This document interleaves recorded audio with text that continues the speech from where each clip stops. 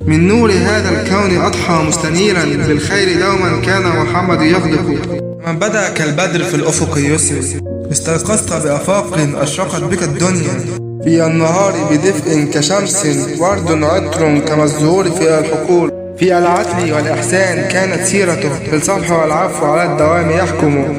كلمات عذبة يذيب صدورا صلبة تلمع كنجم في الفضاء تضرب كالبرق في السماء. ينبض بالقلب روحا لما لا تراه ماء أرواحنا يرويها برفق من السموم. يملأ الأخلاق تعلو كالجبال في خلقك القصص لها معنى وسحر. وفي يأسنا أعطيتنا أملا ليكون لنا هدفا وعلمتنا أسسا بإرادتك قد بنيت قمما بسيف جسور يصلح ما هو مكسور.